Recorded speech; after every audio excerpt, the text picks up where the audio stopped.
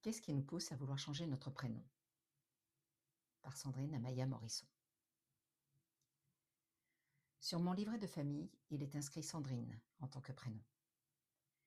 Pendant de nombreuses années, j'ai grandi sans réfléchir à quoi que ce soit. Je n'ai jamais posé la question de savoir si mes parents étaient inspirés ou non par ce choix.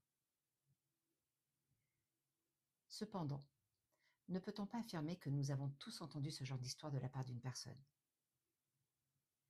Que mes parents avaient envie d'avoir un garçon, une fille, c'est pourquoi ils m'ont appelée ainsi. Ou bien, étant donné qu'ils ne savaient pas comment m'appeler, ils ont pris le calendrier et ont choisi au hasard. Et bien d'autres versions encore qui laissent transparaître une tristesse justifiée par la personne qui la rapporte. Qu'est-ce qui s'est passé pour nos parents? Et pour nous aussi, en tant que parents. Je ne porte aucun jugement, mais je tiens à souligner que dans notre société, il est essentiel de respecter certaines règles. En prenant en compte le fait que nous avons 3 jours pour déposer la déclaration de l'enfant à la mairie sous sa nouvelle identité. Une fois que l'administration a posé sa signature, on peut considérer que cela demeurera ainsi pour toujours jusqu'à la fin de son existence. Une méthode pour le reconnaître tout au long de son parcours. La décision est prise à l'extérieur et non par soi-même. Il est vrai que l'être humain a tendance à parler tard et à exprimer sa conscience encore plus tard. Mais je tiens à rappeler qu'il ne faut pas ignorer les rituels d'antan, où à l'adolescence, on donnait un nouveau nom à celui ou celle qui grandissait. En quittant le monde de l'enfance, il réussissait à transmuter son lien parental en étant plus proche de sa véritable identité.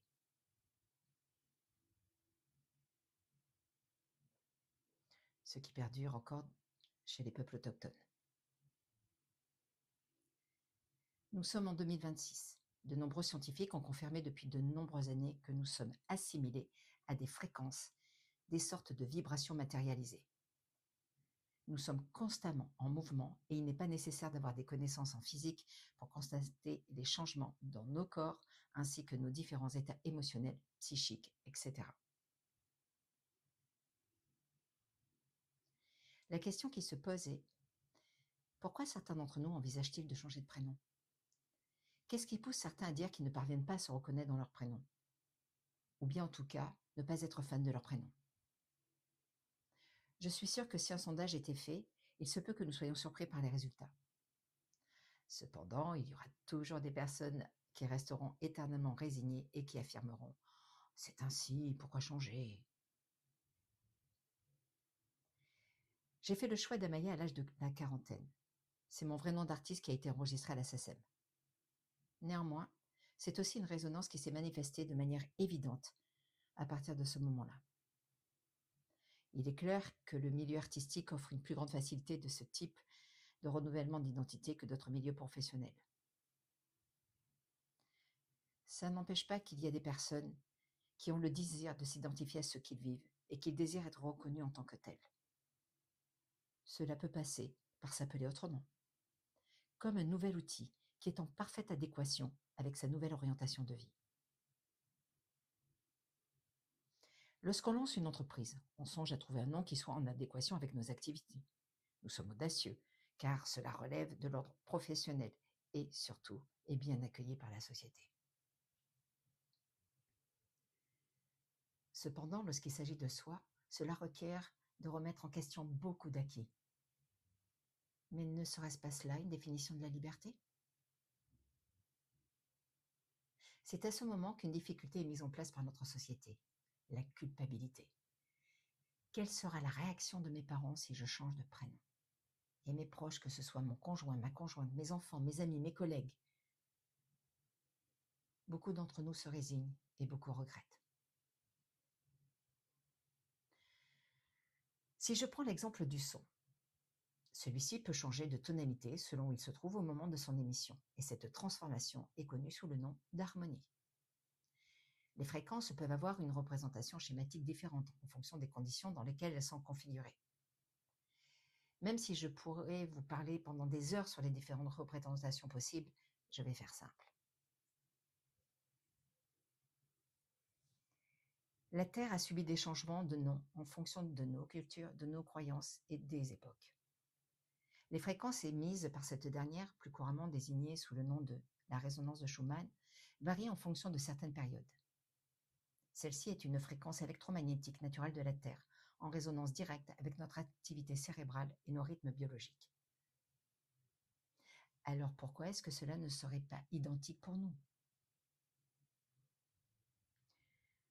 En ce qui concerne le yoga, les pratiquants nous parlent des 8 chakras qui symbolisent les différentes fréquences de notre corps. La fréquence de chaque chakra se réalise sur 7 ans pour qu'elle soit accomplie. Et une fois que le 8e chakra est atteint, un nouveau cycle de 8 chakras débute, une représentation d'un vortex ascensionnel que j'associe à une gamme de musique. Quel âge avez-vous en ce moment?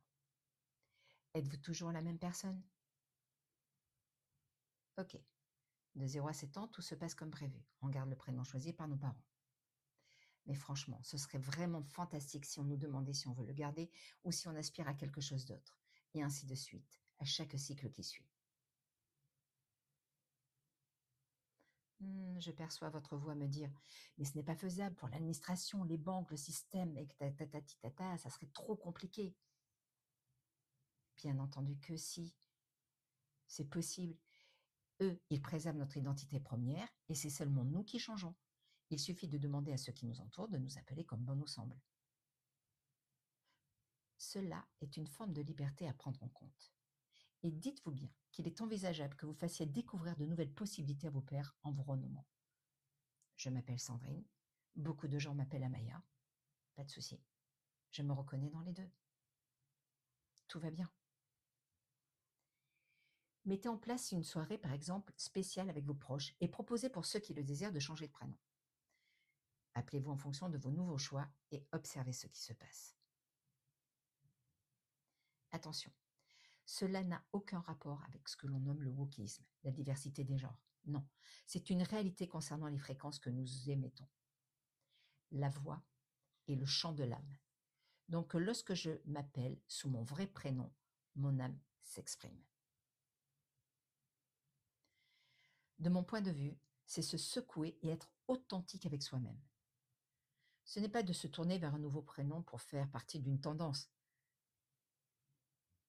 Non, c'est se regarder dans le miroir et oser se demander comment je dois m'appeler. Si vous franchissez cette étape, ne gravitez pas autour de la peur d'être jugé. Faites-en une joie en reconnaissant votre force de liberté d'être.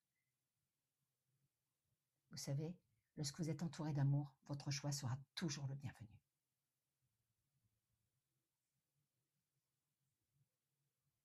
Voici une autre réflexion simple que je vous partage pour vous permettre, si vous en avez envie, de découvrir une nouvelle facette de votre personnalité. Avec bienveillance et amour. Sandrine Amaya Morisson.